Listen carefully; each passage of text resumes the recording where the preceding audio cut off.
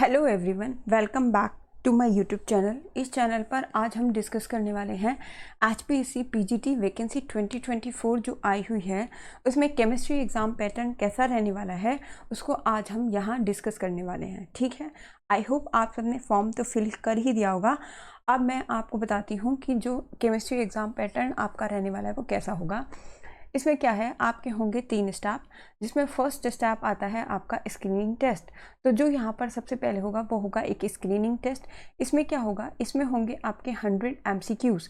तो जो सबसे पहला टेस्ट है वो है स्क्रीनिंग टेस्ट। इसमें 100 MCQs होंगे और हर एक MCQ 1 मार्क का होगा, यानी जो टोटल एग्ज़ाम है वो आपका कितने मार्क्स हो जाता है, 100 मार्क्स का।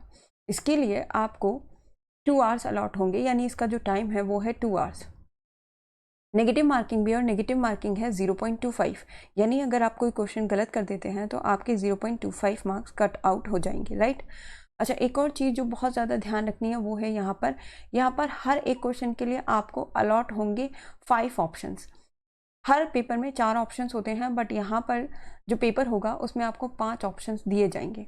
अब क्या करना है, मान लो अगर आपने कोई क्वेश्चन छोड़ दिया है, आपको वो क्वेश्चन नहीं आ रहा है, तो उस केस में आपको ई वाला सर्कल डार्क करना होगा। यानी ये ई सर्कल आपको तब डार्क करना होगा जब आप कोई क्वेश्चन छोड़ देंगे तब। अनअटेम्प्टेड क्वेश्चन के लिए ये वाला सर्कल डार्क करना है, यानी आपको सभी सर्कल, हर क्वेश्चन में सर्कल तो डार्क करना ही है।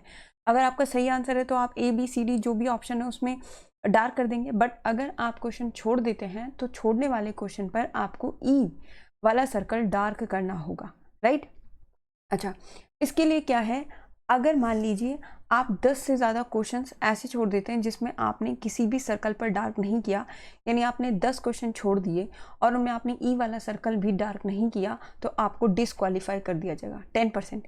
यानी अगर आप 10% से ज़्यादा क्वेश्चन, तो 10 ही हो गए, तो अगर आप 10 क्वेश्चन जो है 100 का 10% निकालेंगे तो 100 का 10% तो 10 ही आएगा।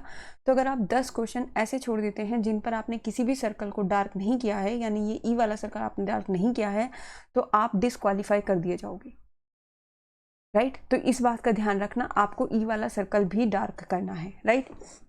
अच्छा, उसके अलावा एक और चीज़ याद रखनी है, अगर आपने कोई भी सर्कल डार्क नहीं किया है तो उस केस में भी आपको नेगेटिव मार्किंग मिलेगी, यानी आपका 0.25 कट आउट हो जाएगा। तो ये बहुत इंपॉर्टेंट चीज़ है, इसको आप ध्यान रखना कि अगर आप कोई क्वेश्चन छोड़ भी रहे हैं तो उसके लिए भी आपको ई वाला सर्कल डार्क करना होगा, राइट।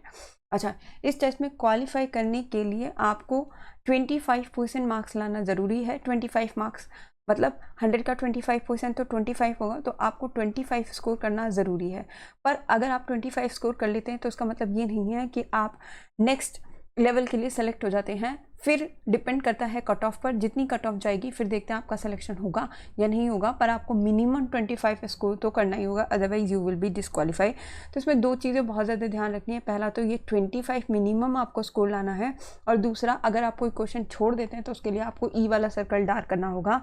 अगर आपने ई वाला सर्कल डार्क नहीं किया तो आपको नेगेटिव मार्किंग झेलनी पड़ेगी। और दूसरा, अगर आप 10% से ज़्यादा क्वेश्चन पर ई सर्कल को डार्क नहीं करते हैं, कोई भी सर्कल डार्क नहीं करते हैं, तो आपको डिस्क्वालीफाई कर दिया जाएगा, राइट। नेक्स्ट, अब अगर आप स्क्रीनिंग टेस्ट पास कर लेते हैं तो आप जाएंगे नेक्स्ट टेस्ट पर। नेक्स्ट टेस्ट होगा आपका सब्जेक्ट नॉलेज टेस्ट। इसमें क्या होगा, इसके लिए आपको, ये एक सब्जेक्टिव टेस्ट होगा और इसके टोटल मार्क्स होंगे 150। तो इसमें टोटल मार्क्स कितने होंगे, 150, और ये एक सब्जेक्टिव टेस्ट होगा। इसके लिए आपको टाइम मिलेगा 3 आवर्स का।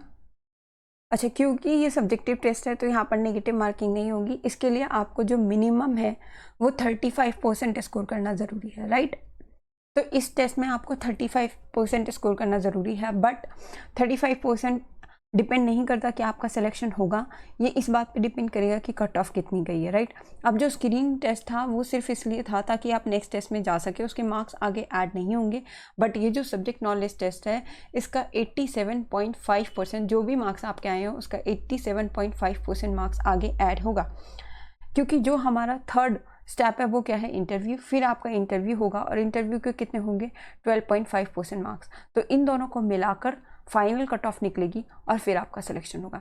तो इस तरीके से आपका पैटर्न रहने वाला है। सबसे पहले स्क्रीनिंग टेस्ट, उसके बाद सब्जेक्ट नॉलेज टेस्ट, और उसके बाद इंटरव्यू। सब्जेक्ट नॉलेज और इंटरव्यू का मिलाकर सब्जेक्ट नॉलेज का 87.5% और इंटरव्यू का 12.5% ऐड होकर जो आएगा तब फाइनल कट ऑफ आएगी, फाइनल मेरिट लिस्ट बनेगी और उसके बेसिस पे आपका सिलेक्शन हो जाएगा।